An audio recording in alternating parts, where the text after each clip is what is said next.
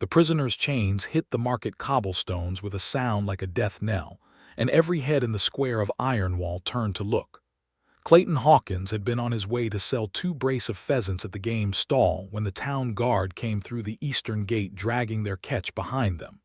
He stopped, shifted his game bag, and looked, and what he saw made the breath leave his chest like a fist to the ribs. She was tall.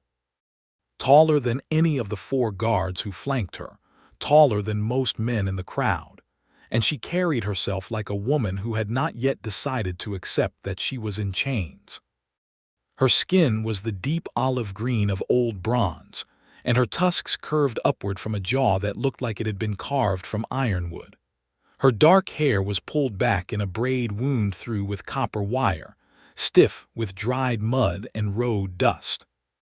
She wore snug warrior's leathers, a fitted bodice of dark-cured hide that laced up the front with rawhide cord, paired with close-fitted riding trousers tucked into knee-high boots, a pauldron of bone-pale chiton over one shoulder, and a bracer of studded leather on the other forearm. There was a tear along her left side where something had cut her, and dried blood stained the leather black.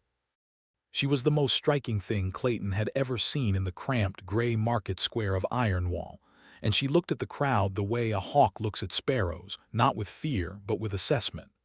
"Orc thief!" shouted the guard captain, a square-shouldered man named Rudden who Clayton knew well enough to dislike. "Caught poaching inside Lord Ashvin's forest boundary. 5 silver stags minimum taken in the last fortnight. We have a witness." The crowd pulled back from her the way oil pulls back from water, leaving a ring of open cobblestone around her. Murmurs rolled through the press of people, the wool merchants, the fishwives, the smiths on their morning errands. Clayton knew exactly who that witness would be. He knew Lord Ashvin's forest better than anyone alive because keeping it was his trade. He was the gamekeeper. He walked those woods every dawn, checked every trap line, marked every sign of unauthorized hunting.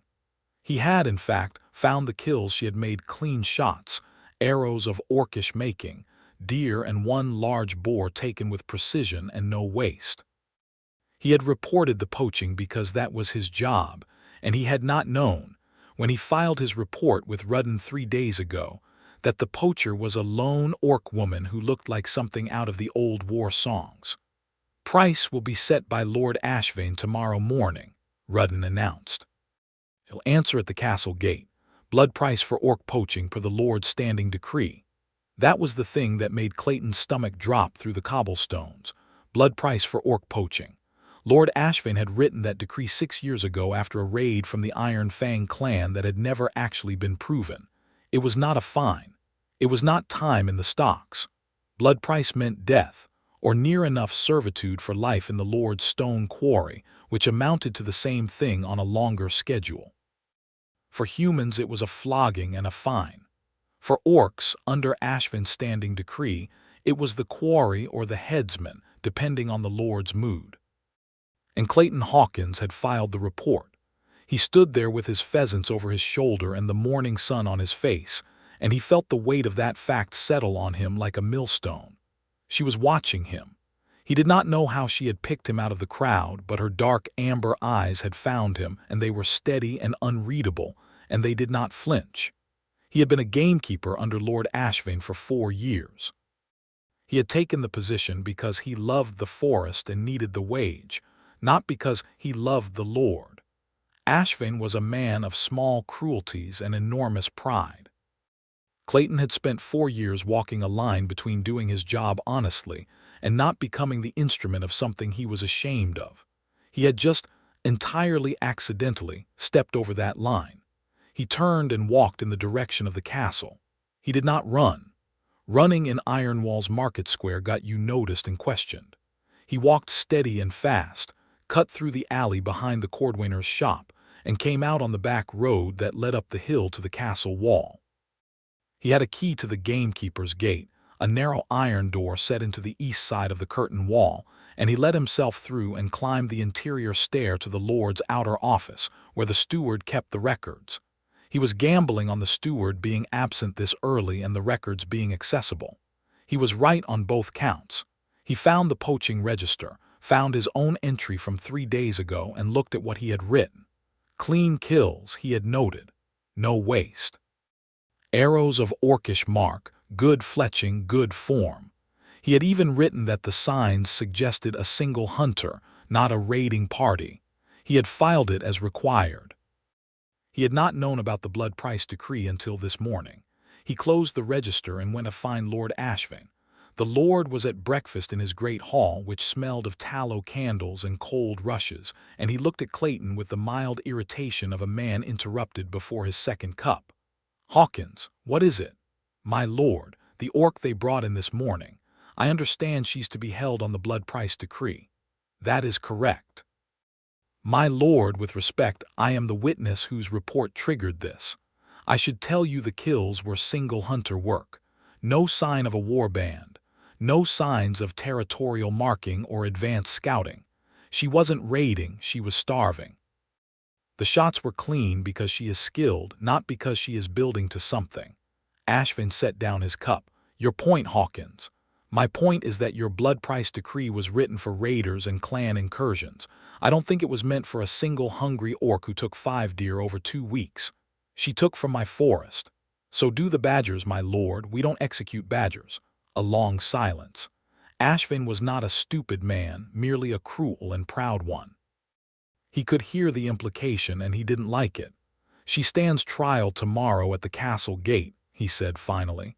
"As prescribed by law, you will be present as witness, and Hawkins, you will say what is in the register." Nothing more. Clayton looked at the man for a moment, then nodded once and left. He had 1 day. The holding cell for the castle's prisoners was in the lower bailey, a stone-walled room with a barred door and a single window slit too small for even a child's fist. Clayton had never had cause to visit it. He had cause now.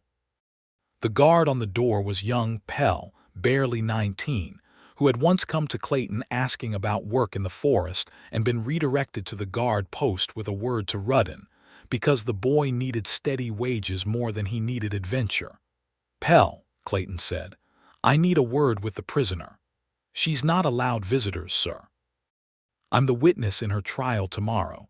I need to clarify details of my report before I speak before the Lord." This was not quite a lie. It was close enough to one that Clayton felt it in his teeth. 5 minutes. The door stays barred." Pell looked uncertain, then stepped aside. Clayton crouched at the barred door. She was sitting against the far wall of the small cell, her back straight, her chains resting on the stone floor without sound. She was still wearing the torn leathers. Someone had wrapped her cut side with a rag that had already gone brown. "I'm the gamekeeper," he said. "I know," she said. Her voice was low and deliberate, accented with the hard consonants of an orcish upbringing, but perfectly clear. She had spent time among humans. "You picked me out of the crowd," Clayton said. "You were carrying a game bag with pheasants," she said. "The crowd reacted when Rudden said my report came from the forest. You went still the way people go still when they've just understood something they wish they hadn't. Then you left. I wondered if you were going to the Lord." "I was. And he's going to proceed tomorrow. Blood price." Something moved through her face, not fear, but a controlled acknowledgement of reality, the look of someone who has run the numbers and knows the outcome.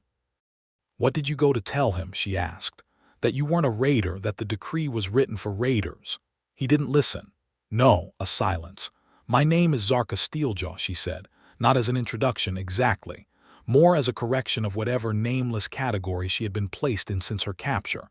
"Clayton Hawkins," he said. "Why are you here, gamekeeper?" "Because I filed the report that's going to get you killed, and I didn't know what I was filing it into. I'm trying to figure out what I can do about that." She looked at him steadily. "You could have stayed at your market stall." "I could have," he agreed. "Most would have. I know." She studied him with those amber eyes that had a quality he couldn't quite name, not warmth, not suspicion, but something in between. Assessment maybe, weighing. "What do you want in return?" she asked. "Nothing." "Don't be stupid," she said, not unkindly. "Nobody does something like this for nothing." "Maybe I just don't want to be the man who got someone killed for hunting hungry," he said. Zarkha was quiet for a moment. "There's nothing you can change about tomorrow. The Lord has made his decision." Maybe I'm going to try anyway." She looked at him a moment longer. Then she said, "Zarkha, not the orc, not prisoner. If you're going to try and fail, you can at least use my name." "Zarkha," he said. He went back out into the bailey, and Pell closed the barred door behind him without a word. Clayton spent the rest of that day talking to people. He was not, by nature, a man who talked much. He was built for the solitude of the forest, for following tracks and reading weather, for the long silence of a patient watch. But he had been in Ironwall for 4 years, and he had made himself known without particularly trying to. Because he was honest, and he fixed things when they were broken, and he did not cheat the merchants he sold to. He talked to the 3 aldermen who sat on the Lord's Advisory Council. He talked to the town's master-at-arms, an old soldier named Greaves who had fought beside orcs in the border wars and still respected them for it. He talked to the priest of the forge god who ran the charity table in the square and who had, 2 summers ago, accepted Clayton's donation of a deer carcass without asking inconvenient questions. He made his case simply. The blood price decree was written for raiders, not for single hunters. Applying it to this woman set a precedent that could see any hungry traveler executed for taking a rabbit. It would make the town's market road dangerous for every orc trader who came through, and Ironwall depended on the trade from the eastern orc settlements whether it admitted it or not. He did not say, "She does not deserve to die." He said, "This is bad law applied badly, and that is bad for everyone." He went to sleep in his gamekeeper's cottage on the forest edge knowing he had done what he could and that it might not be enough.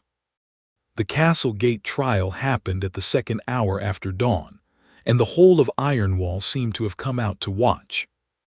The castle gate was an imposing arch of old gray stone between 2 drum towers, and in front of it they had set a wooden platform, not quite a scaffold, but near enough that the crowd knew what it signified. Rudden stood to the left of the platform with his guards. Lord Ashvane stood to the right with his steward and 2 of the aldermen. The 3rd alderman, an older woman named Cairn who ran the Wool Merchants' Guild, had taken up a position at the edge of the crowd with her arms folded and her face set in lines of visible disapproval. They brought Zarkha out chained at the wrists, and Clayton, standing in the crowd, watched her cross the square and step up onto the platform without assistance, without stumbling, without looking down. She was looking out over the crowd with that hawk's assessment, and he saw the moment she found him in the mass of faces, and she held his gaze for 1 second before she turned to face the Lord. Ashvane read the charges. 5 silver stags taken from the Lord's forest, poaching under orcish marks. He cited the blood price decree and the penalty servitude in the stone quarry, terms of indenture indeterminate by the Lord's discretion, or a single payment of 40 silver crowns which he knew perfectly well no single orc traveler carried. "Is there a witness to speak the report?" he asked formally. "Aye," said Clayton, and walked forward through the crowd. He had thought hard the night before about what he could and could not say. He could not lie. He had filed the report, and the report was accurate. What he could do was everything Ashvane had told him not to do, say more than what was in the register. He stepped up to stand facing the Lord's table, and he said clearly for the whole crowd, "Lord Ashvane, I filed the report of this poaching 3 days ago. The report reflects what I found. 5 kills, clean, single hunter, no marks of a warband, no advance scouting of the town or the castle. The woman took animals from your forest because she needed to eat. My report notes good fletching and skilled form. It does not note threat because there was none." A murmur in the crowd. "Hawkins," said Ashvane quietly, "I told you, you told me to say what is in the register, my lord. I am saying what is in the register. I am also saying what my professional judgment as your gamekeeper leads me to conclude, which is that applying the blood price decree to this case exceeds the decree's intent and sets a precedent that will harm this town's trade with the eastern settlements." He was speaking to the crowd now as much as to the Lord. "The aldermen of this town advise the Lord on matters of law and commerce. I am asking them to advise." Alderman Cairn unfolded her arms and stepped forward. What followed was not a quiet exchange of pleasantries. It was 20 minutes of heated argument in front of the entire assembled market crowd of Ironwall, and Clayton stood through all of it, aware of Zarkha on the platform behind him, and aware that at any point Ashvin could simply cut it off and pronounce sentence, and there would be nothing further to be done. It was Greaves, the master-at-arms, who did it in the end. He was a man of considerable standing in Ironwall, old and scarred and known by every soldier in the guard, and when he stepped to the front and said, in a voice that carried like a battering ram, "My lord, I will buy out her debt," the square went silent. "I served beside orc fighters in the border wars," Greaves said. "I know a warrior from a raider, and I know skilled hunting when I hear it described. 40 crowns is the buyout price. I am paying it." He set a coin pouch on the table in front of the steward with a thud that could be heard across the square. "She walks free. That is the law as written." Ashvin's face was the color of old blood. He looked at Greaves, at the crowd, at Alderman Cairn, who was nodding with her arms folded again, and he looked at Clayton with something that was going to cost Clayton his position, and Clayton knew it and stood straight anyway. "The debt is paid," Ashvin said at last, his voice clipped. "The prisoner is released. Captain Rudden, remove the chains." The sound of Zarkha's chains hitting the platform planks was the most purely satisfying thing Clayton had heard in years. The crowd parted as she stepped down from the platform, and a space formed around her that was not entirely unfriendly, more uncertain, the way people behave around something powerful they have just seen narrowly avoid a bad end. She walked through the space until she was standing in front of Clayton. "You lied," she said. "I said exactly what was in the report," he said. "You said more than the Lord wanted." "That's not a lie." She looked at him. Her wrists were raw from the chains, and she was holding herself very straight in the way of someone who will not show a crowd that she hurts. "Greaves paid 40 crowns, she said. "That is a debt. That is between you and Greaves. He paid it because you moved him too. That makes it between me and you as well." She paused. "I do not carry 40 crowns. Nobody asked you to." "I am not a woman who carries debts," she said, and there was something in her voice that was not quite pride and not quite warning, more like a statement of identity, the way you would say, "I am not a woman who breaks her word." "Then it's not a debt," Clayton said. "It's done. You're free." She studied him for a long moment with those amber eyes, and the crowd continued to give them both space as if they were two weather systems that might produce lightning. "Where are you going?" she asked. "Back to my cottage. I expect I'll be dismissed from my position before the week's out. Because of what you did this morning." "Ashvin doesn't forgive embarrassment," Clayton said simply. She was quiet. Then, "Walk with me out of this square. I don't want to give these people a story by standing here longer than I need to." They walked through the market together, and the watching crowd let them pass, and Clayton felt the weight of 100 curious gazes on the back of his neck and did not look back once. They came out through the market's north archway and into the quieter street that led down to the road east, and she stopped and turned to face him. "You cost yourself something today," she said. "I know." "Why?" "Because I was wrong," he said. "I filed a report without knowing what it would be used for, and when I found out, I tried to correct it. That's all." "That is not all," she said. "That is considerably more than most humans in this town would have done for a human they didn't know. For an orc they don't know it is entirely without precedent in my experience." "What has your experience been?" he asked. She was quiet for a moment. "Exactly what you'd expect," he nodded slowly. "Do you have somewhere to go?" "East, the Stoneback Range. I have people there." "It's 3 days' walk through Lord Ashvin's forest if you go straight," he said. "He will post watchers. After this morning he will be looking for any excuse." She looked at the road east and then at him. "You know another way?" "I know every way through that forest," he said. "I've been walking it for 4 years." Another long look. He realized she was doing what he'd done earlier in the square, running the numbers, assessing, deciding what kind of person he was likely to be and whether the evidence supported trust. "You said you'd lose your position," she said. "I said I expected to. Hasn't happened yet. If you guide me through the forest, it will definitely happen. They will see you with me." "Probably," he said. so you would lose your livelihood. I'd find another one, he said. I know how to keep game and I know how to hunt. Those aren't skills that only work for one lord. She looked at him the way she had looked at him through the bars of the cell, steady, weighing. He noticed that she did not look at him the way most people looked at him, which was through him, past him, the way people looked at a useful tradesman and saw only the trade. She was actually looking at him. It was disconcerting and a little bit raw, like standing in a clearing with no tree cover. "All right," she said. "Show me the forest road." He took her to his cottage first, because she needed the cut on her side properly cleaned and he had the materials for it. Willowbark salve and clean linen, the kind of basic field medicine every gamekeeper learned of necessity. He told her this plainly. "I have dealt with worse," she said. "I know you have. Come inside anyway." She stopped in the doorway of the cottage and he realized she was assessing it the way she assessed everything, quickly, thoroughly.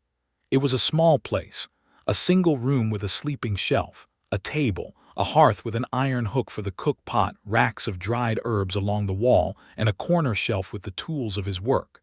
Snare wire, bowstrings, a whetstone, the register he kept for his own records separate from the lord's. She had to duck slightly through the door. He did not comment on it.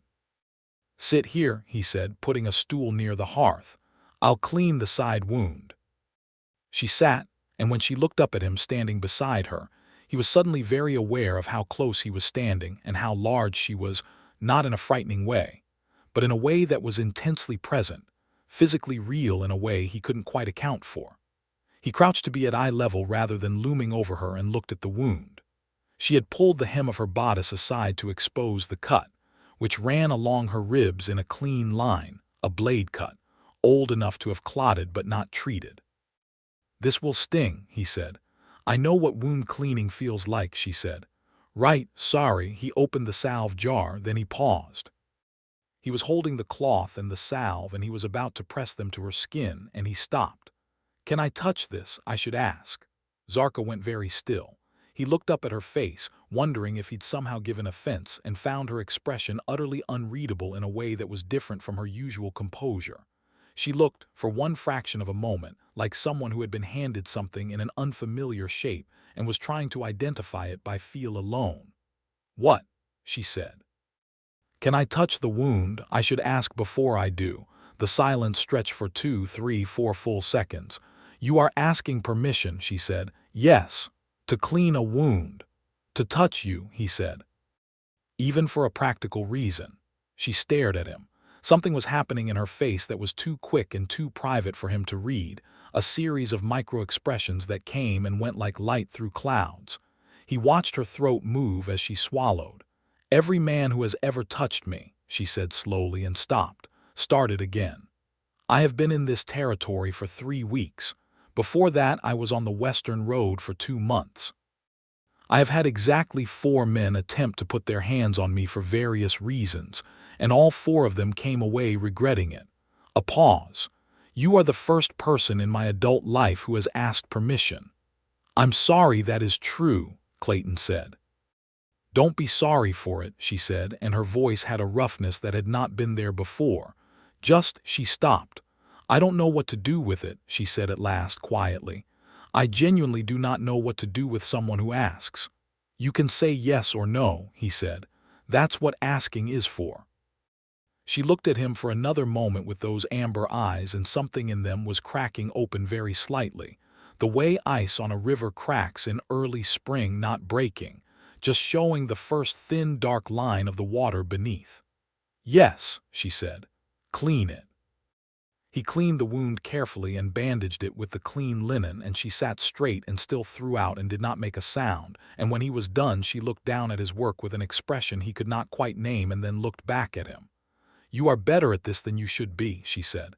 4 years of working alone in a forest," he said. "You learn to take care of yourself." She paused. "You live alone?" "Yes." "No wife, household?" "No, it's just me." She nodded slowly, considering this.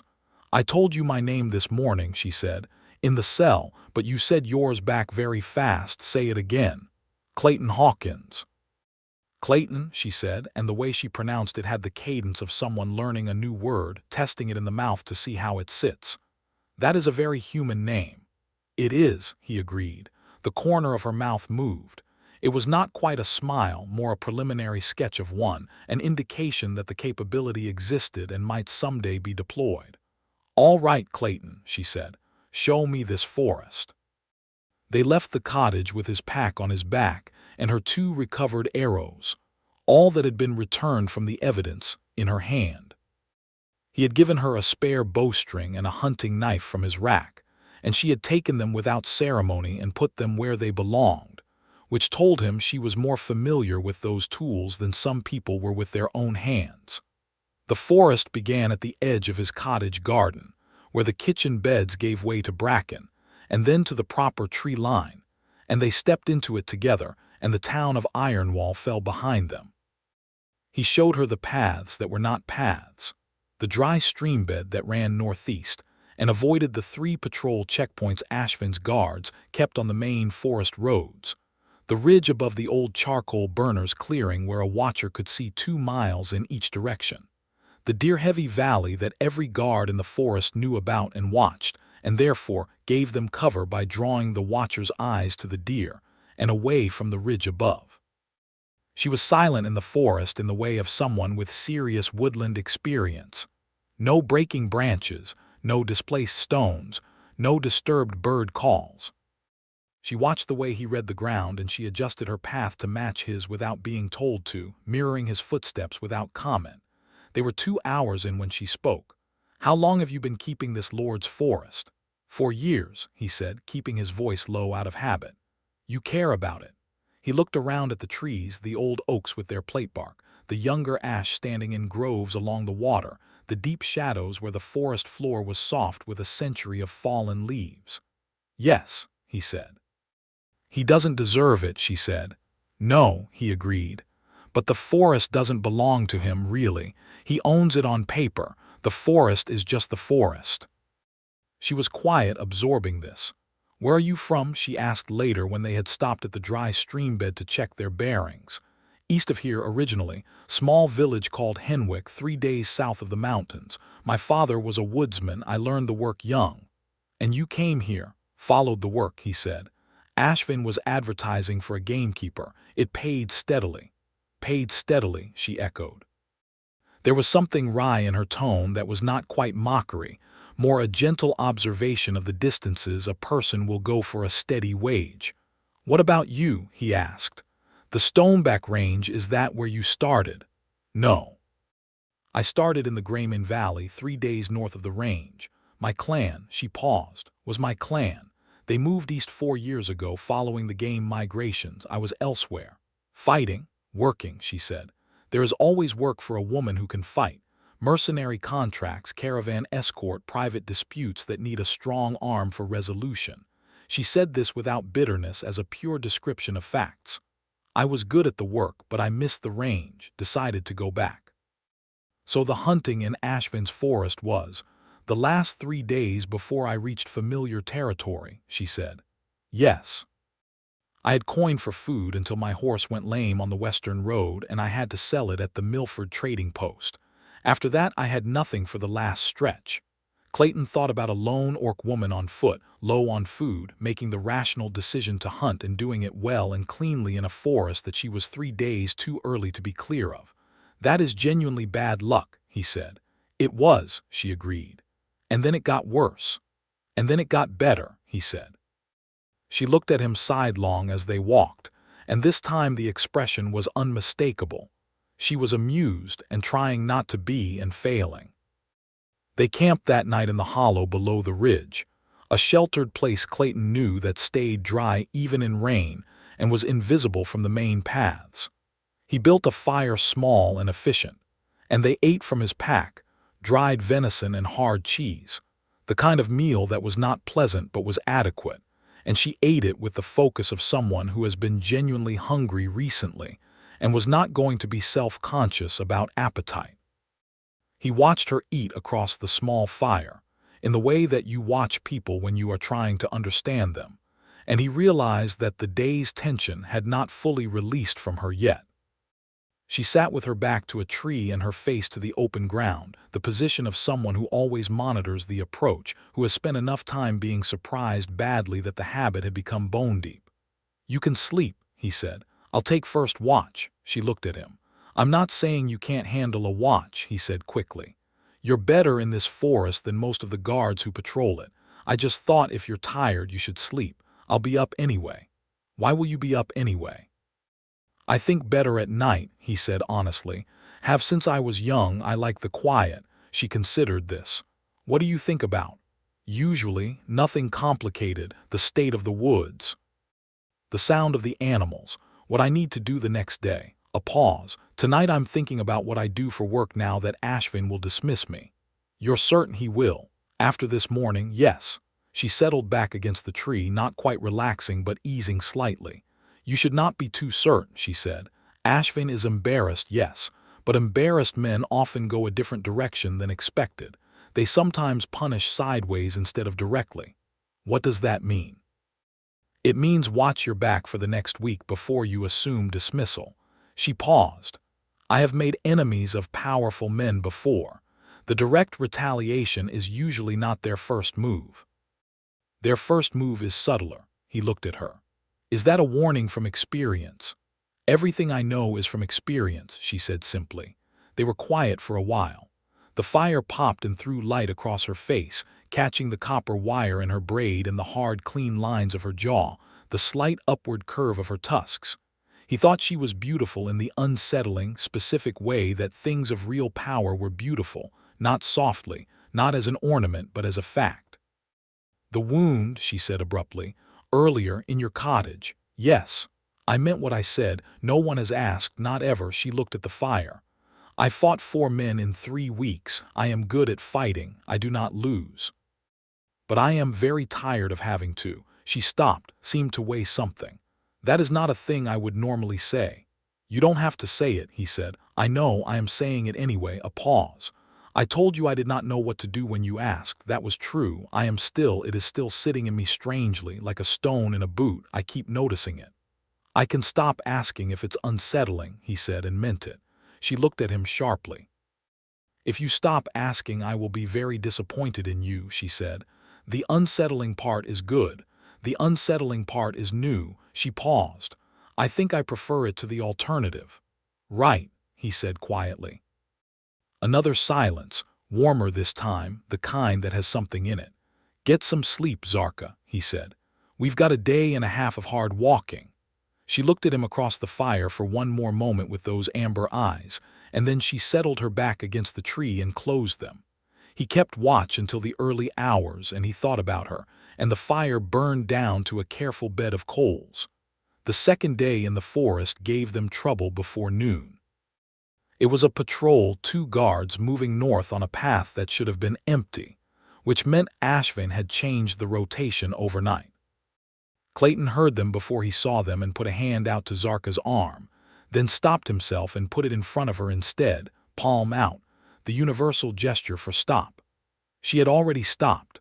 She had heard them too. They melted into the underbrush together, down into a hollow between 2 old root systems, and pressed close together in the forced intimacy of hiding, and the patrol went past 15 feet away without slowing. When the sound of the guards' boots had faded fully, Zarkha breathed out very slowly.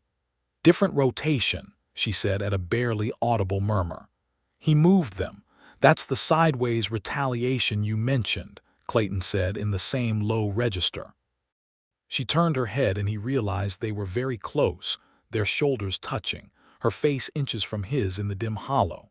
He could see the amber of her eyes clearly in the forest light, the faint silver scar that ran along her jaw below the left tusk, the way her breath moved steady and controlled even after that close call. "You were right about him," Clayton said. "I usually am about men who have power and use it badly," she said. He was aware of her shoulder against his, warm and solid, and of the fact that she had not moved away. He thought about asking her something, he was not sure what, and then she turned her face forward again and eased up to check the path, and the moment passed like a bird flushed from cover, sudden and clean. "We need to go northeast and then cut back south once we're past the third patrol line," he said. "It adds 2 hours." "I know how scouting works," she said, and then more quietly, "but I do not know this forest. Lead," he led. They emerged from the tree line at the eastern edge of Ashvin's territory in the late afternoon of the second day, stepping out onto the open moorland that ran to the foot of the Stoneback Range. The sky was enormous after 2 days under the canopy, gray and wide, and carrying the smell of rain from the northeast. Zarkha stopped at the tree line and looked out over the moor, and something changed in her posture. Not relaxation exactly, but release, the slow letting go of a held breath that has been held for longer than 1 day. He watched her straighten, watched her chin come up, watched her look at the gray-purple line of the mountains with an expression that was not quite joy but was deeply private, a homecoming he was not part of but could recognize. 3 days to the range, she said.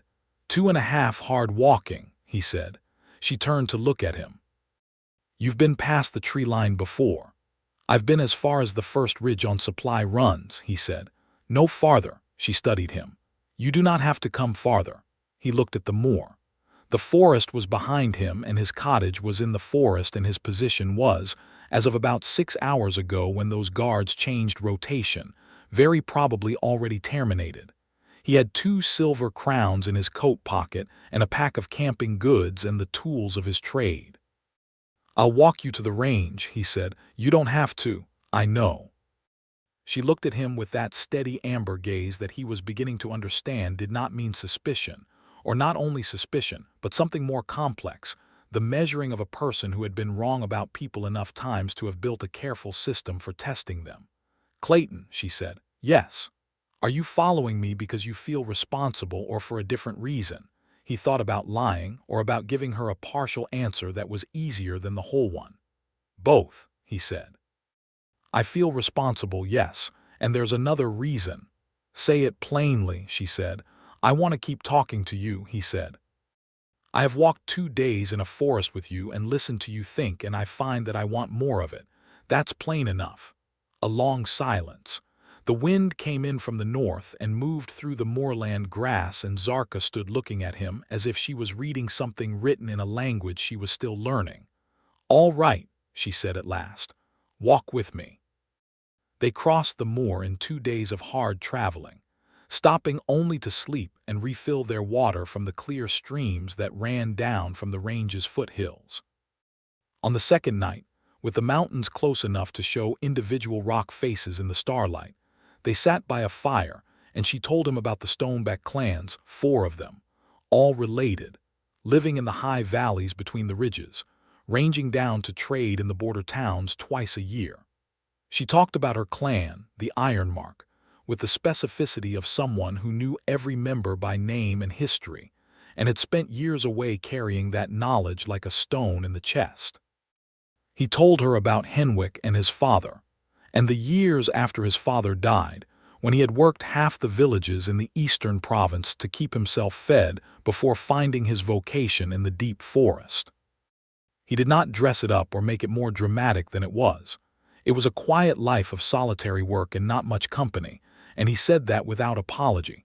She listened. He noticed she was a remarkable listener, focused, still, asking the occasional sharp question that showed she had caught something he had not quite said fully.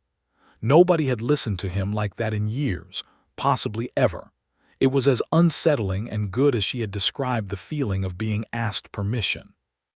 On the third morning they climbed the first slope of the Stoneback Range and came over a ridge just as the sun broke through the cloud cover and lit the valley below them, and in the valley were the tents and cookfires and corralled horses of the Ironmark clan camp, smoke rising straight in the still cold air.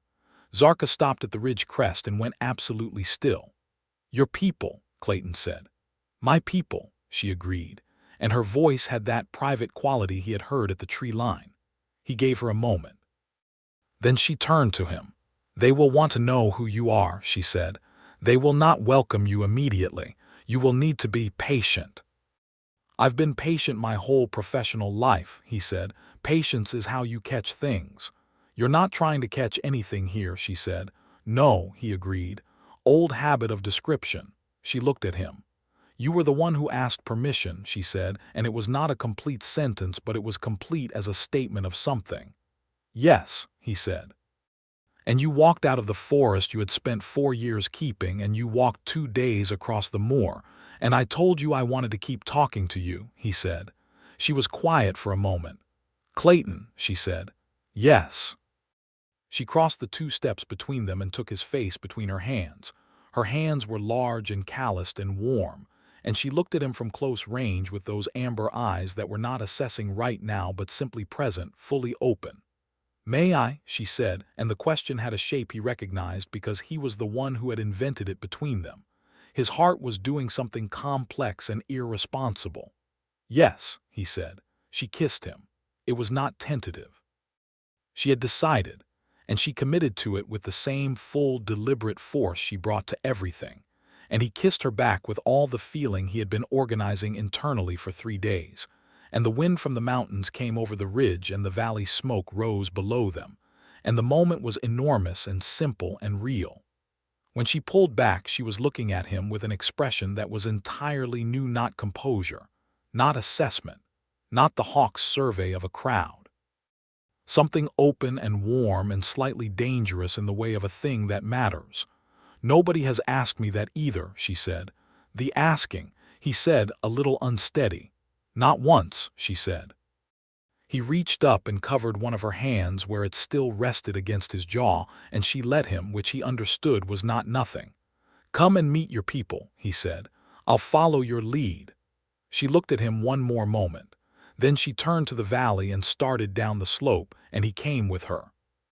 The Ironmark camp held 36 people, give or take men and women and elders, with the organized, practical feel of a group that had been living this way for generations and had optimized every element of it.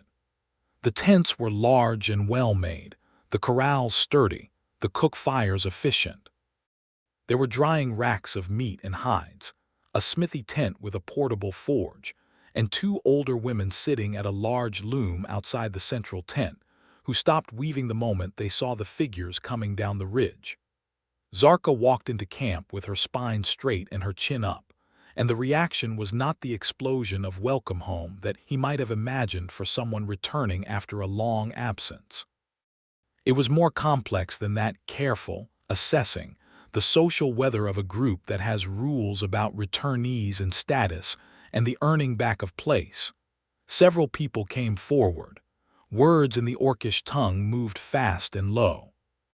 One large man, older, with the same strong jaw as Zarkha, clearly a relation, looked at Clayton with the expression of a man looking at a persistent problem. Zarkha spoke quickly and clearly in the Orcish tongue for several minutes, gesturing once at Clayton, and he stood still and let whatever was being said be said, and tried to project the quality of a person who was not a threat and not a fool. Eventually, a woman who was clearly the elder, small, sharp-eyed, with white hair and the focused attention of a person who had been running things for a long time, came forward and spoke to Clayton directly. She says you walked into a lord's court and spoke against the charge, Zarkha said, translating without preamble. Yes, Clayton said to the elder directly, more words. She says that does not make you a friend, it makes you a person who did one useful thing. That's fair, Clayton said. A faint sound from Zarkha that might have been a suppressed laugh, more from the elder. She says you will need to earn your place here if you intend to stay. She says the camp has a rule about non-clan people remaining more than 3 days without taking on work or demonstrating value. Zarkha paused. She says you look like you know how to use a bow. I do, he said. The elder looked at him steadily, then said something else. She says the camp's hunting range extends to the second ridge north. There are reports of a wounded boar that has been disturbing the horse corral at night. If you find it and deal with it, that is 3 days' work counted. I'll find it, he said.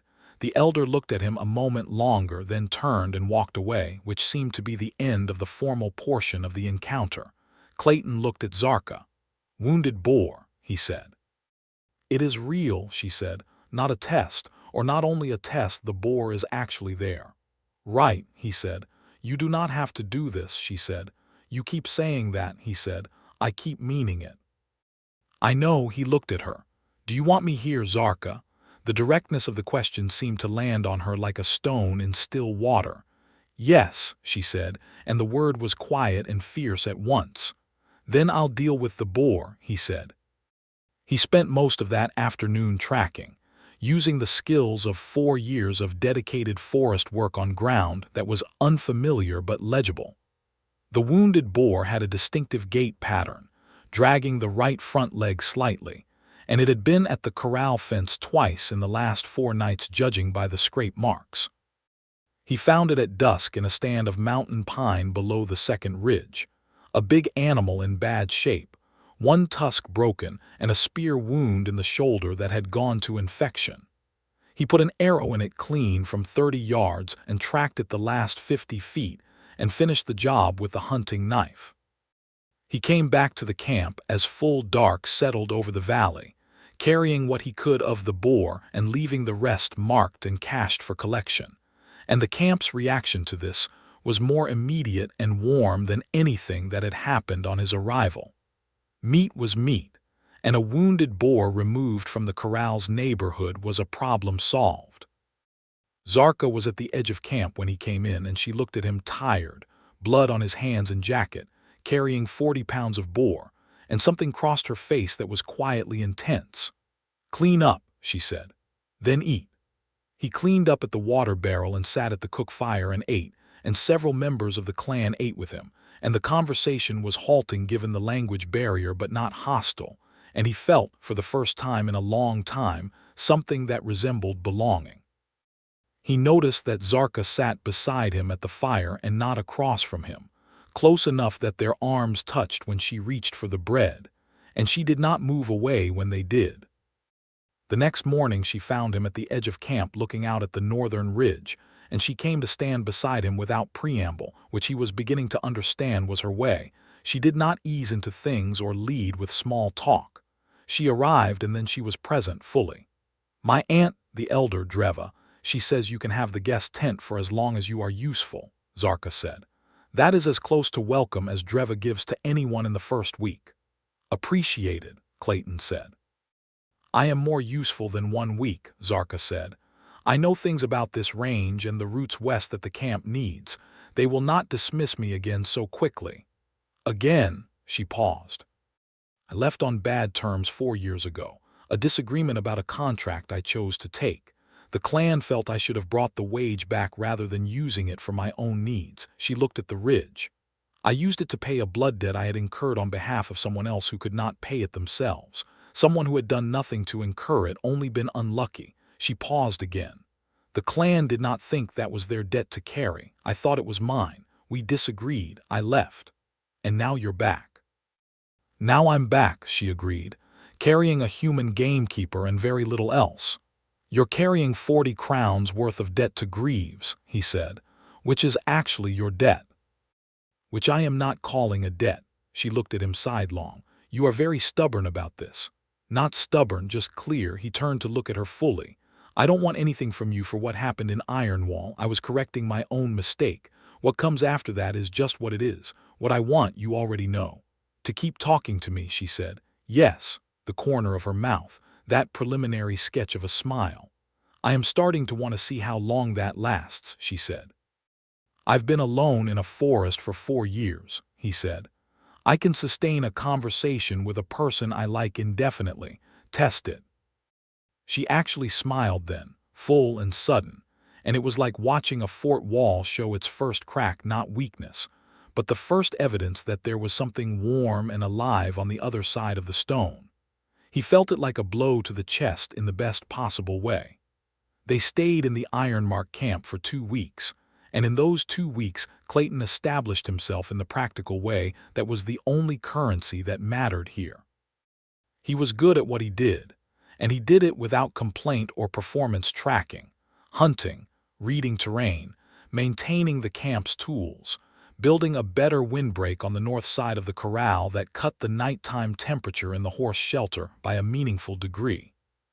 He learned a handful of orcish words a day, the ones Zarkha considered most immediately useful, and he used them badly and correctly, and the clan's reaction to bad orcish from a human man who was genuinely trying was not unfriendly.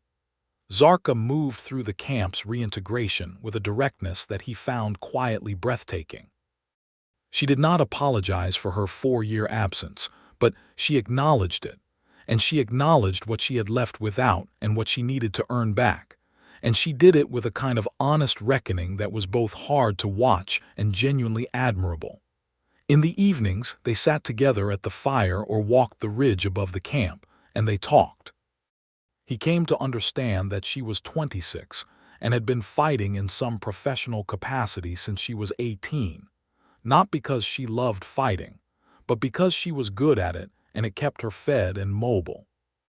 He came to understand that she was funny in a dry, precise way that arrived without warning and departed before you could catch it. He came to understand that she had thought very carefully about most things in her life, had made many deliberate choices that looked reckless from the outside, and was not interested in regretting them. She came to understand, more slowly and more carefully, that he was exactly what he had presented himself as, nothing more, nothing less. He had no hidden agenda, no secret grievance, no debt he was working off. He was a man who had done a decent thing because it was the decent thing and had followed it where it led, and where it led was here. He thought she found this disorienting and had not yet decided how to feel about it. On the 15th day, a rider came into camp from the western road. Clayton was at the corral fence when it happened, and from the way the camp moved quickly, quietly, everyone shifting into the low-profile posture of people who have experience with unexpected riders, he understood immediately that this was not a trader or a friendly contact. Zarkha appeared at his elbow between one breath and the next. "Stay here," she said. "Who is it?" "I'll tell you once I know." She was already moving. He stayed at the fence and watched. The rider was a man in Ashvin's livery. He could see the badge at the shoulder from 50 feet away, and he was carrying a sealed document pouch. He spoke to Dreva for several minutes. Zarkha stood behind the elder's left shoulder and translated in real time, low and quick. Then she came back to Clayton, and her face was the careful composition of someone managing a serious emotional reaction. "There is a writ," she said. "A writ for what?" "It names both of us," she said. "A blood price vendetta. Formally registered with the provincial magistrate. Lord Ashvin has declared that you aided in the escape of a condemned prisoner, and that both of us owe him the unpaid fine 200 crowns, which neither of us has, and that in lieu of payment we are to be brought to Ironwall for judgment." She paused.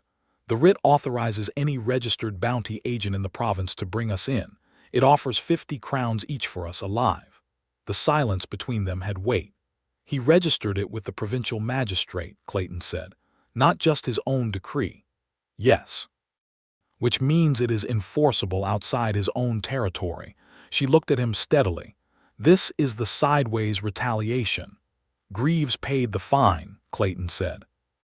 Ashvin apparently holds the position that Greaves' payment covered the original 5-deer debt but not the act of publicly embarrassing the Lord, which he has classified as obstruction of justice under provincial law.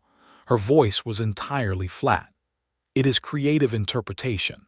It may not hold before a real magistrate, but it does not need to hold. It only needs to put bounty hunters on the road." 200 crowns, Clayton said. "Between us, neither of us has it." He stood quietly running the numbers. Greaves might help.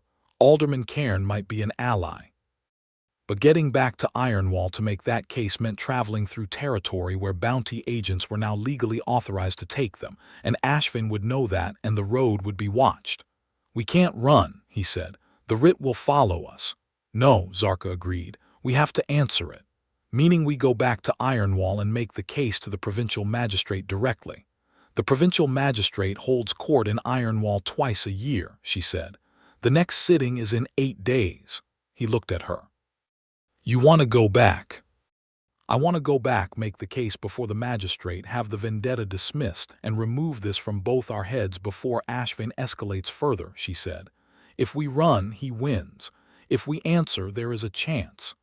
There is also a chance we arrive and Ashvin has Rudden's guards meet us at the gate. Yes, she said, that chance is real. So we go back into a town where the Lord wants us both in chains, to appear before a magistrate in a court where the Lord has influence, to argue a legal point that may or may not be upheld. That is the situation, she said. He thought about it for approximately 4 seconds. All right, he said. How do we get there without being caught on the road? She almost smiled. You know every path through Ashvin's forest, and you know how to move through territory without being seen, he said. Yes, she said. Together we should be adequate. Adequate, he said. High praise. I am working up to better, she said. There was something warm and steady in the look she gave him, and he reached out and put his hand over hers where it rested on the corral fence. She turned her hand and took his, fingers interlacing, and they stood like that for a moment looking out at the mountain morning. I'm not going to let him take you, he said. I am not going to let him take you either, she said. That is a mutual arrangement. Good, he said. Partners then. Partners, she said, and something in the words settled between them with the weight of a decision rather than just a descriptor. They left the camp the next morning, Dreva sending them off with a look that was not entirely without warmth and a provision pack that Zarkha accepted without comment. The elder said something to Zarkha at the last moment quietly. What did she say? Clayton asked as they climbed the first ridge. She said he asked before he touched your wound. Zarkha was quiet for a moment. She says in the old clan custom, that is how you recognize a man worth bringing home. Clayton thought about that all the way down the western slope. They approached Ironwall from the south, using the dry river course that came up behind the tannery district, which was the least watched approach because the smell kept most casual traffic away. Clayton had used it twice before on gamekeeper business and never been stopped. Zarkha moved through the pre-dawn approach to the town wall with the absolute silence of a practiced infiltrator, and he stayed in her footsteps and kept his breathing low, and they came up to the postern gate in the south wall at the 3rd hour before dawn with no alarm raised. Greaves. The first person Clayton had to reach was Greaves. The old soldier lived in a house off the market square that backed onto the smithy quarter, and Clayton knew the house, and he left Zarkha in the shadow of the wall and went alone to knock on Greaves' back shutter because that was the approach less likely to wake the neighbors. Greaves came to the shutter with a candle and a drawn belt knife and looked at Clayton for a long moment. You have extraordinary timing, Greaves said. The writ, Clayton said. Ashvin's vendetta. What do I need to know? That it is flimsy as wet parchment, and that Magistrate Tolliver, who is a woman of considerable legal precision, has already privately indicated to Alderman Cairn that she finds Ashvin's interpretation of obstruction of justice creative beyond the limits of the law. Greaves paused. Also that Rudden has doubled the gate guards for the next 8 days, and that half the town thinks Ashvin has gone too far with this. And the other half. The other half don't like orcs and are willing to stretch the law to accommodate that preference, Greaves said flatly. You know that. Can Tolliver hold the hearing tomorrow? Clayton asked. If she schedules it earlier than her usual sitting.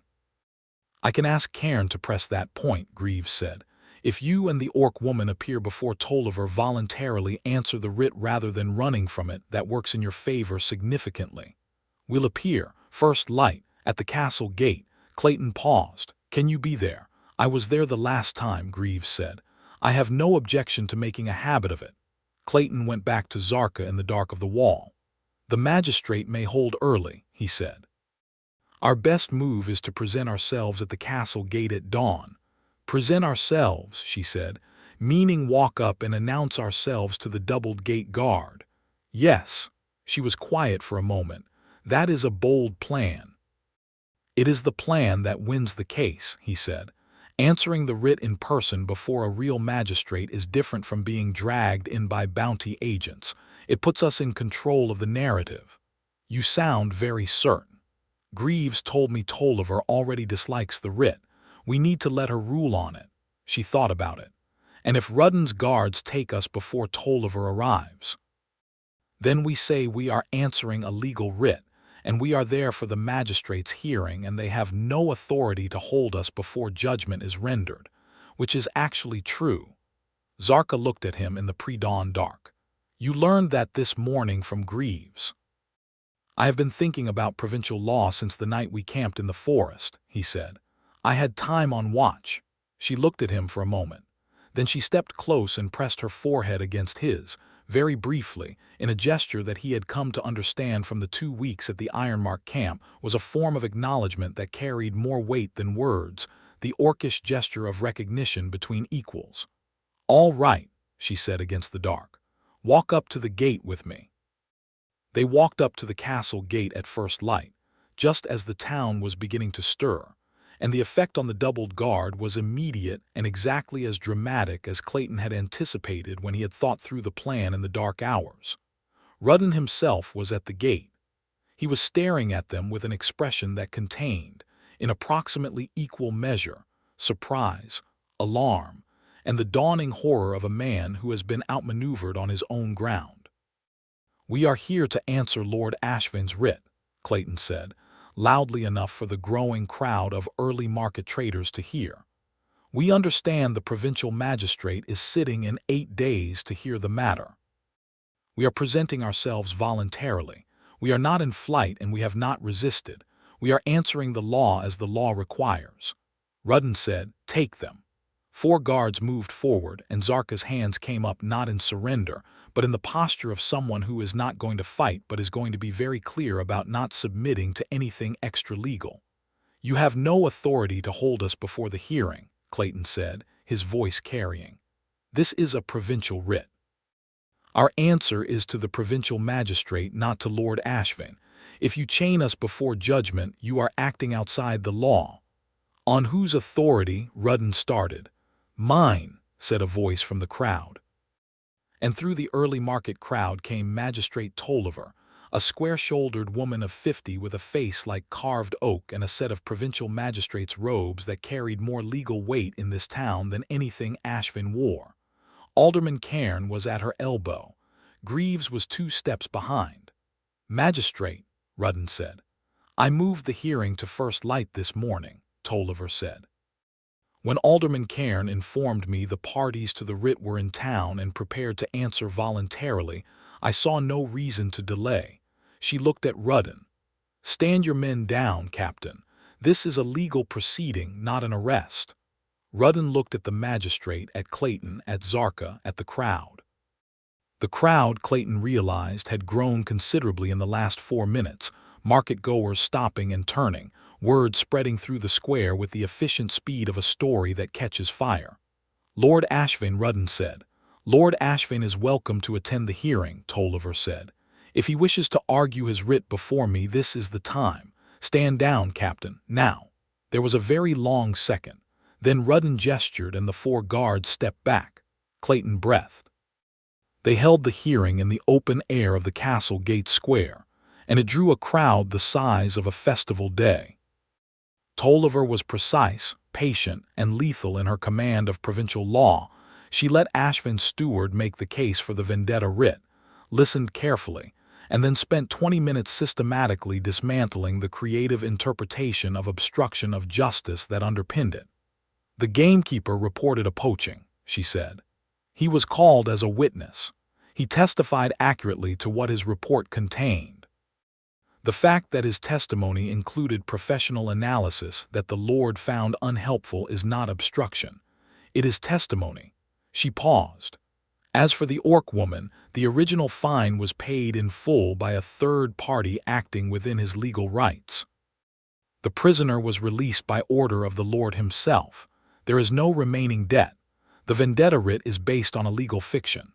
She looked at Ashvin directly, in the way that magistrates look at lords when they want the lord to understand that outside this town's walls, the magistrate's authority exceeds the lord's.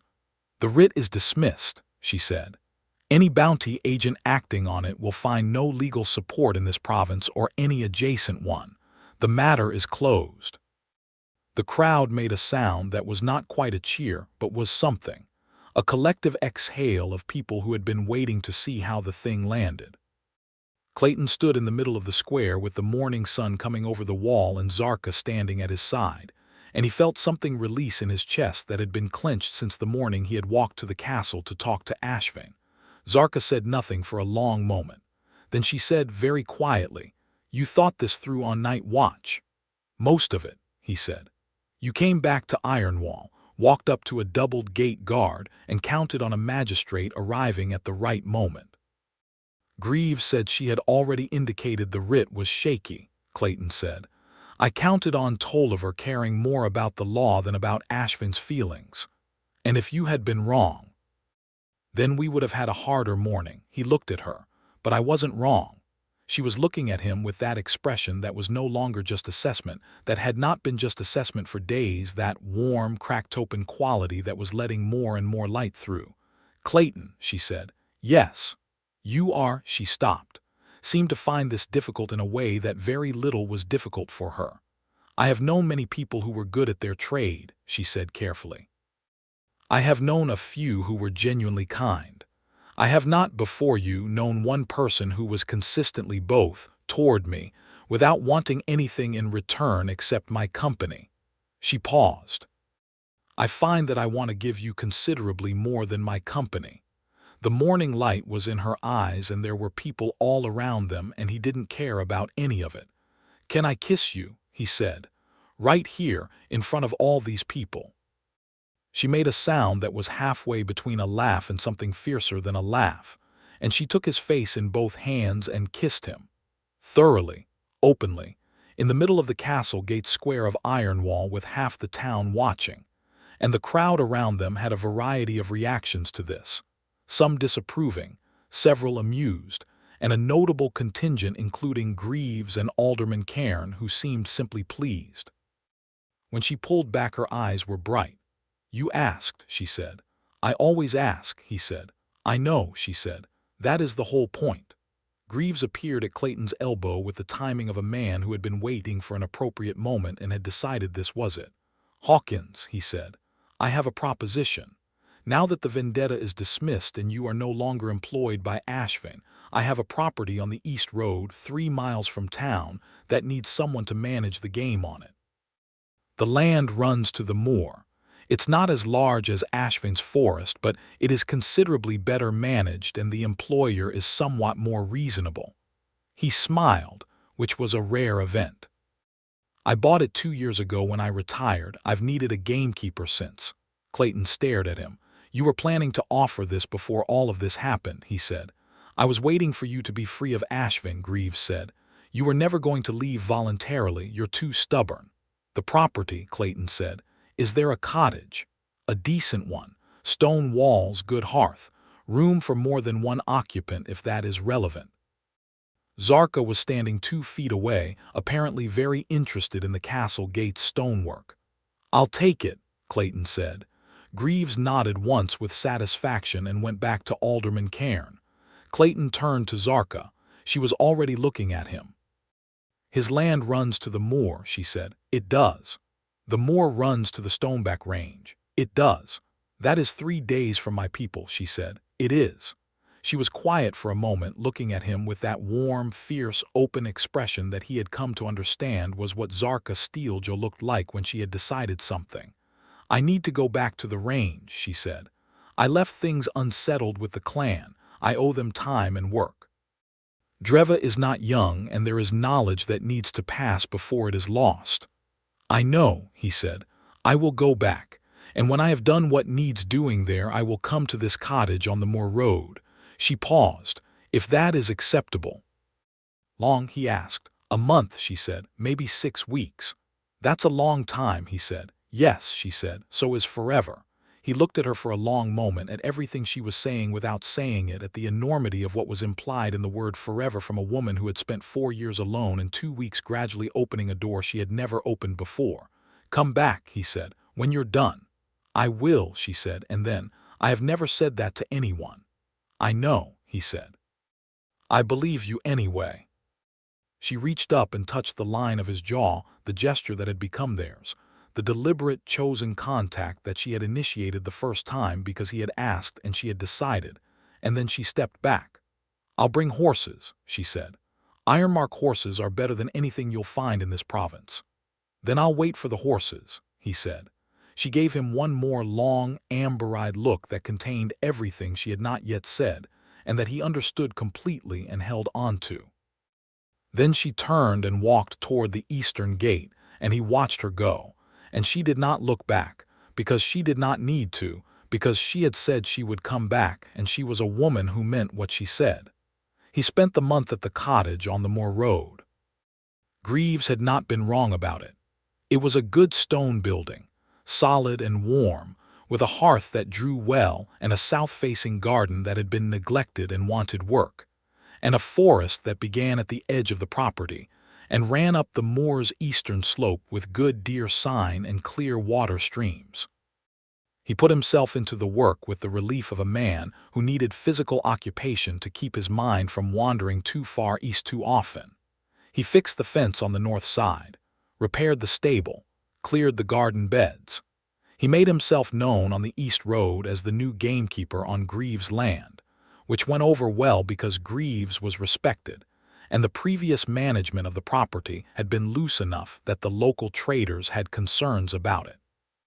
He thought about Zarkha constantly in the specific way of someone who has found a person that fits alongside them so precisely that the absence of that person is felt as a distinct wrongness in the daily arrangement of things. He thought about her moving through the Ironmark camp and reckoning with her aunt and passing on knowledge to younger hunters and doing all the careful, deliberate work of returning to a place she had left badly and making it right. He thought about her hands and her voice and the way she listened, and the very warm memory of the night on the moor ridge when she had taken his face in her hands, and he had felt, for the first time in years, entirely seen by another human being, not a human being, but the category was the one he had.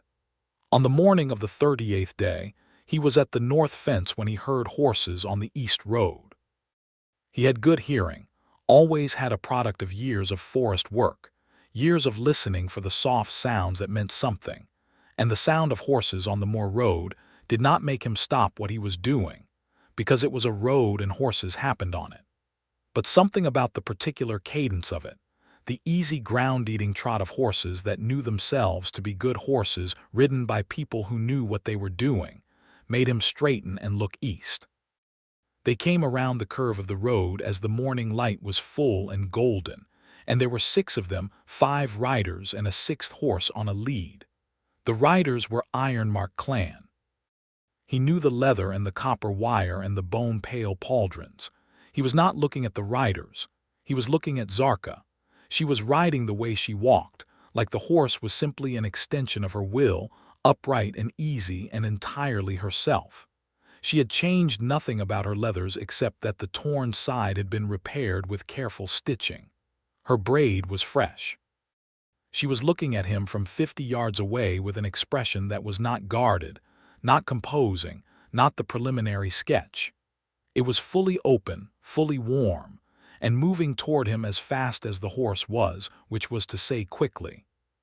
She pulled up at the fence gate and dismounted in one clean motion, and she was standing on the road looking at him across the fence, and he was looking at her, and 38 days had very clearly not reduced anything that had built between them.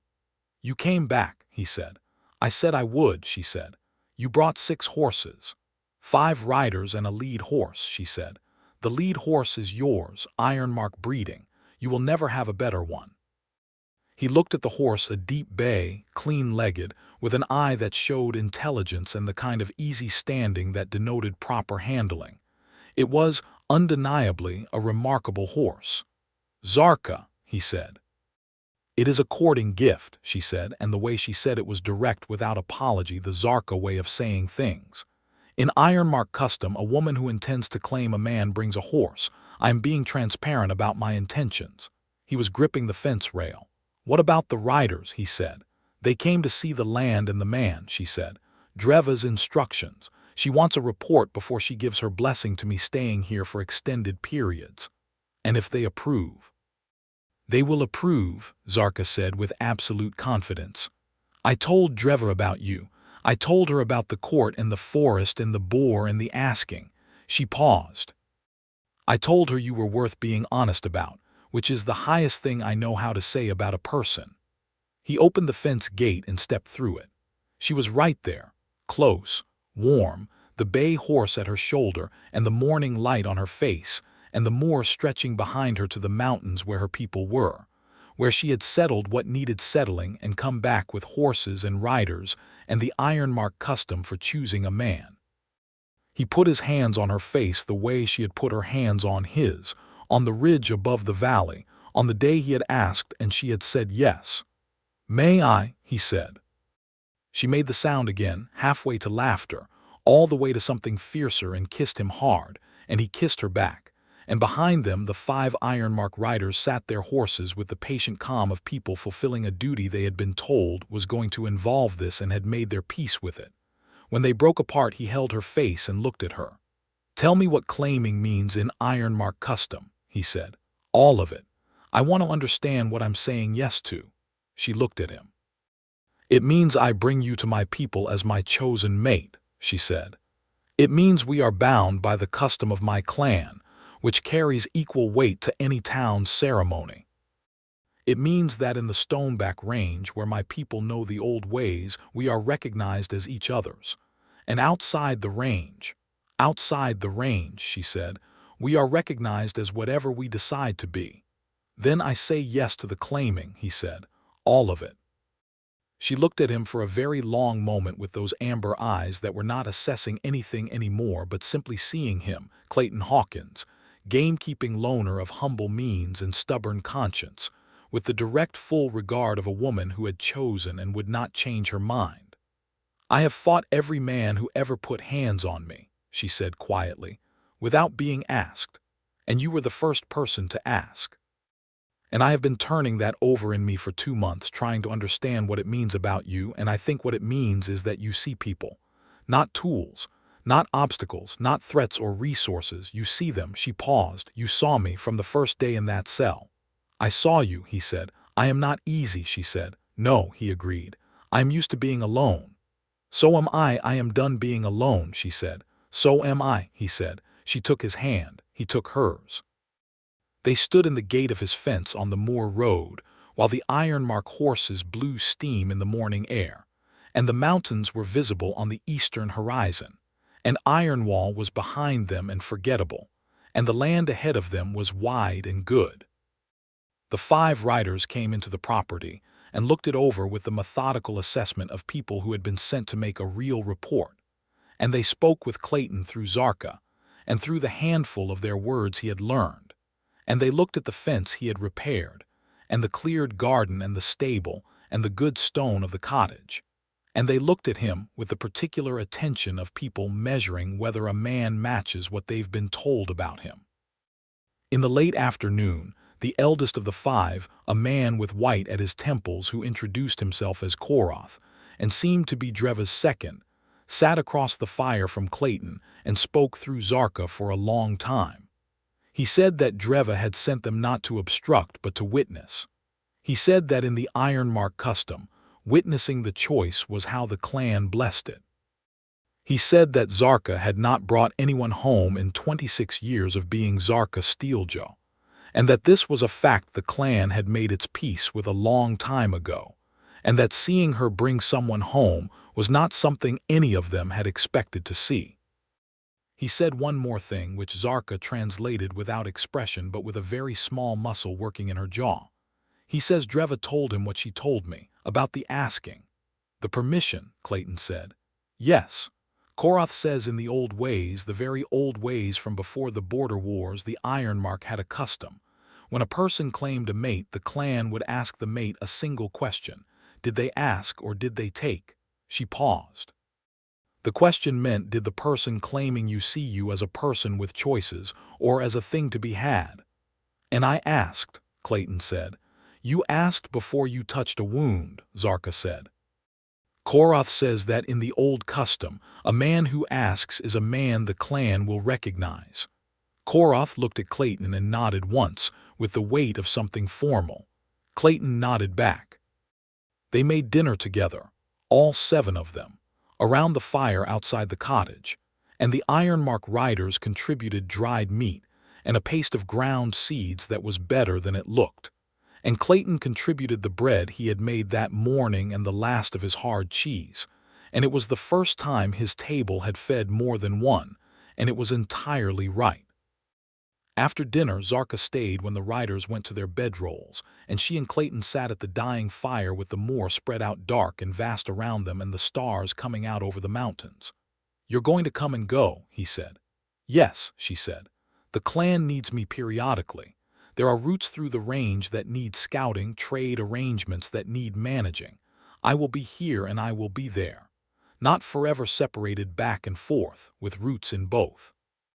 "I can manage the land when you're gone," he said, "and I'd come with you when you go if the clan will have me for stretches." She looked at him. "You'd leave this." "Zarkha," he said. "You are the thing I don't leave. This is just land, good land, and I'm glad to have it, but you are what I don't leave." She was quiet for a long moment. He could see her profile against the fire's last light, the strong jaw, the copper wire in her braid, the dark curve of her tusk, and he thought she was the most real thing he had ever looked at. "Koroth will go back tomorrow," she said. "He will tell Dreva that I am staying. They will formally record the claiming in the clan memory." She paused. "You should know what that means. In the Ironmark record, your name will be in it." Clayton Hawkins, claimed by Zarkha Steeljaw, witnessed by 5 of the Ironmark in the second year of the current age. "I'd like that," he said. She reached over without preamble and took his hand where it rested on his knee and held it. He turned his hand and held hers back. "I am going to be very loyal to you," she said, and the way she said it was not a gentle promise but more like a statement of a law of nature, something that was simply going to be true regardless of other circumstances. "I am built that way. When I commit to something, I commit entirely. I want you to know that before we sit here any longer in this way." "I know," he said. "I've watched you for 2 months. I see how you are with the things and people you've decided matter. And you are not afraid of it. Of your loyalty." He shook his head. "No, I've been alone a very long time, Zarkha. Someone being entirely, unflinchingly in my corner is not something that frightens me. It is something I have wanted for longer than I knew." She looked at him steadily. "You are in my corner too," she said. "Entirely," he said. Without question. She squeezed his hand. He squeezed back. They stayed like that at the fire until it was entirely gone, not needing to fill the silence because the silence between them was not the silence of absence, but of presence. 2 people who were both exactly where they had decided to be. She stayed when the riders left the next morning, Koroth going with a formal inclination of his head to Clayton that carried the weight of the witnessing, the blessing, the old custom honored. She stayed, and the moor stretched east to her mountains and west to the forest that ran to Ironwall and the wider world, and the cottage on the road was the fixed point between those 2 things, and they were its occupants. In the weeks that followed, she fell into the rhythm of the land with the same competence she brought to everything. She was a better tracker than him and a better shot, and she said so plainly, and he agreed plainly, and they divided the work by skill rather than by custom, and it was efficient and easy and deeply satisfying in the way of 2 people whose particular capabilities happened to be complementary. He learned more of her language. She refined his Orcish with the patient relentlessness of someone who found bad pronunciation actively unpleasant and was committed to improvement.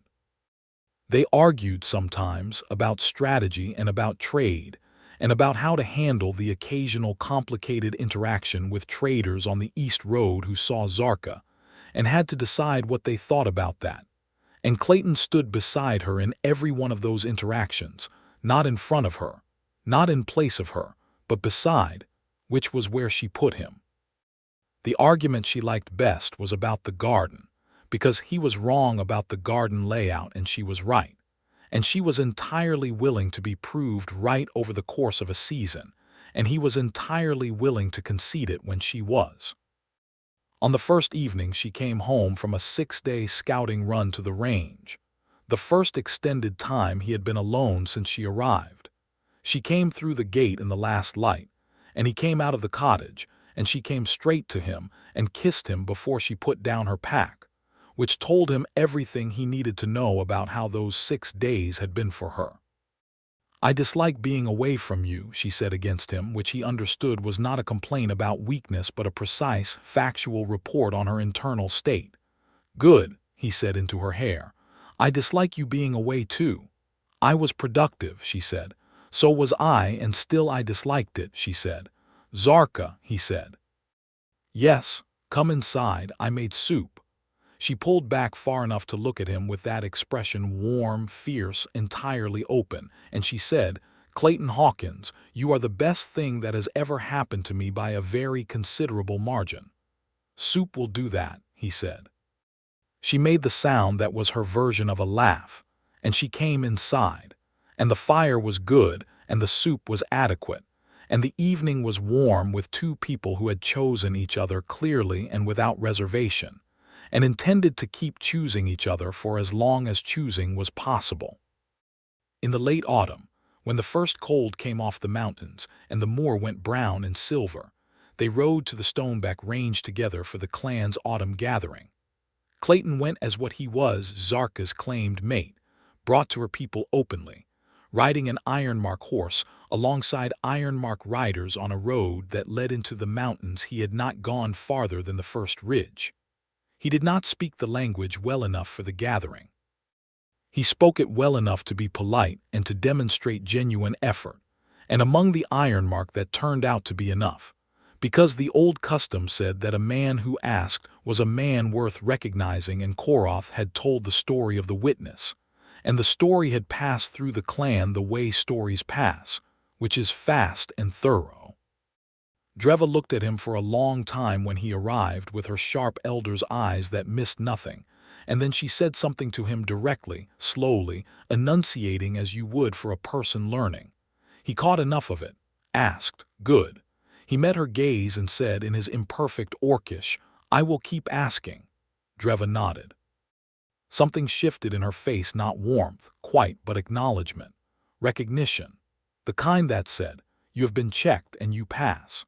Zarkha was watching him from 3 feet away, and he could see from her expression that she had understood everything that had just happened, and that it mattered to her enormously, and that she was not going to say so publicly because that was not how she was, but that she would say it later when it was just them and the fire. She did say it later. He was sitting by the fire in the clan's guest tent when she came in and sat beside him and said, without preamble, "Dreva accepted you. Formally."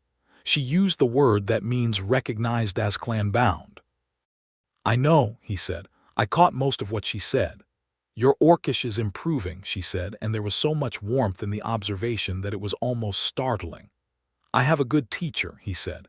She looked at him in the firelight of the tent, in the sounds of the clan's autumn gathering going on around them, and she said quietly, "I brought you to my people as my chosen mate, and you came, and you stayed, and you learned my language." She paused. "I keep waiting for the part where it turns out you want something I do not know how to give." "There is no such part," he said. "I know," she said. "I know that now." She looked at the fire. "It took me longer to know it than it should have." "You were very patient." "I am built for patience," he said. "I told you that on the moor road. You said patience is how you catch things, and you said I wasn't catching anything with you." "I was wrong," she said simply. "You caught me, I just caught you back." He looked at her. "I have been alone most of my life," he said. "Not dramatically alone, just quietly, persistently alone, in the way of someone who never quite fit the place they were in or found a person who fit alongside them. I stopped expecting to find that. I thought it was just my nature." He paused. "And then I crouched at a cell door and asked permission to clean a wound, and I found the one person in the world who needed to be asked as much as I needed to ask." She was very still. "I am not going to be the person who leaves," she said. "I know," he said. "I am going to be the person who comes back," she said. "Every time." "I know that too," he said. She reached up and put her hand along his jaw in the gesture that was theirs, her warm, calloused palm against his face. And he covered her hand with his, and they stayed like that in the firelight of the tent, while the clan gathered outside, and the mountain stood enormous in the autumn dark. And it was exactly right. and he knew with the bone-deep certainty of a man who had waited a long time and found the real thing that he would not trade it for any other life. They rode back to the Moore cottage 3 days later, on good ironmark horses in the early frost of the first truly cold morning, and the moor was silver and hard underfoot, and their breath rose in white clouds, and Zarkha rode beside him with her spine straight, and her face turned into the wind that came off the mountain she had come from, and he looked at her entirely unself-consciously. Because she knew when he looked at her, and it was fine, and thought about the square in Ironwall and the cell door, and asking permission to clean a wound, and the chain of things that had come from that one simple act of treating a person as a person, and he thought that the chain was very long in it. Had no end he could see, and that was the best thing about it. The gate of the cottage came into view on the road below, and Zarkha glanced at him with those amber eyes that were warm and clear and open. "Home," she said, and he said, "Home," and they rode in together.